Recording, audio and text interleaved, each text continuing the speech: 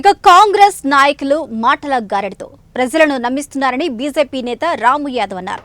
కేంద్ర ప్రభుత్వం ప్రవేశపెట్టిన బడ్జెట్లో ఉన్న కొన్ని పథకాల పేర్లు మార్చి ఇది మా బడ్జెట్ అని చెప్తున్న కాంగ్రెస్ పార్టీని చూస్తే నవ్వొస్తుంది అన్నారు.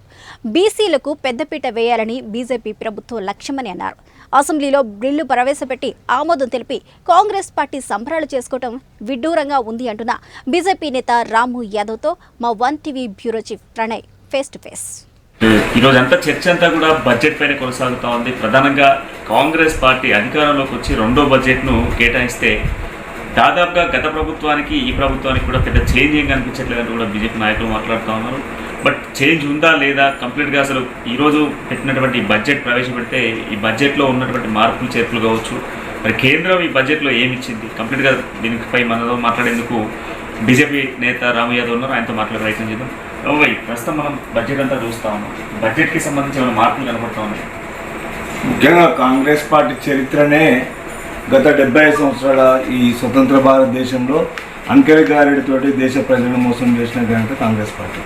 ఎందుకంటే ఈరోజు ఈ 2025-26 ఆర్థిక సంవత్సరానికి ఏదైతే బడ్జెట్ సమావేశం పైన రెండోసారి బడ్జెట్ కదా, మొదటిసారి బడ్జెట్లో కొంతమంది ప్రజలు ఎంతో కొంత కన్విన్స్ అయినారు. ఎందుకంటే మొదటి బడ్జెట్ వాళ్ళు ప్రభుత్వం నుంచి ఇందులోకి వచ్చిన వెంటనే రేవంత్ రెడ్డి గారు ఓపెన్గా, అంటే దీంట్లో ఏం లేదు, లంక బిందెలని వచ్చినాము, దీంట్లో మట్టి గిన్నెలు కూడా లేవు అని చెప్పడము. సరే, ఆర్థిక ఒక వైట్ పేపర్ ట్రాన్స్పరెన్సీగా అకౌంటబుల్గా ఏమేమి జరిగినాయి అనే విషయం కొంచెం కన్విన్స్ అయినారు. కానీ రెండో బడ్జెట్ అంటే గత ఆల్మోస్ట్ 10 నెలల తర్వాత, అంటే 15 నెలల సమయం తర్వాత ఈరోజు ఈ ఆర్థిక బడ్జెట్ చూసినట్లయితే కాంగ్రెస్ పార్టీ అంటేనే కేర్ ఆఫ్ అడ్రస్, కమిషన్ల కాంగ్రెస్. ఈరోజు ఈ బడ్జెట్ని చూస్తే కంప్లీట్గా ఇది కామన్ మ్యాన్ బడ్జెట్లుగా లేదు. ఎందుకంటే మొన్న కేంద్రం ప్రవేశపెట్టిన బడ్జెట్ మీద కాంగ్రెస్ పార్టీ నాయకులు చివాకులు అవాకులు అయి చాలా గందరగోళం సృష్టించింది. ఈరోజు తెలంగాణ రాష్ట్ర బడ్జెట్ అంట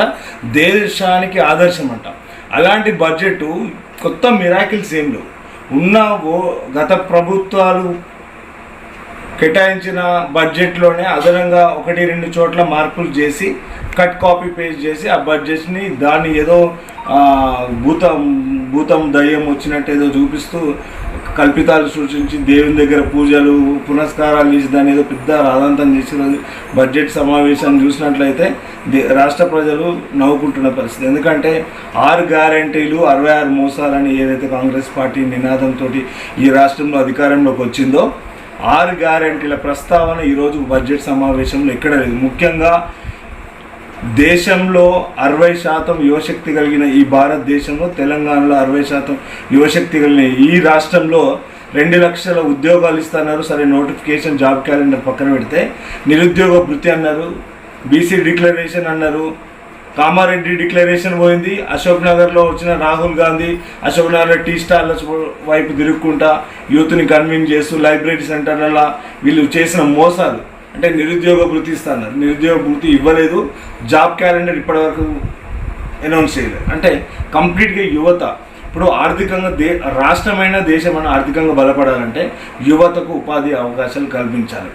రోజు మనకు ఆర్థికంగా మనం ముందుకు పోవాలంటే ఉపాధి అవకాశాలు పెరిగినట్లయితే ఆర్థిక వ్యవస్థ బలపడదు.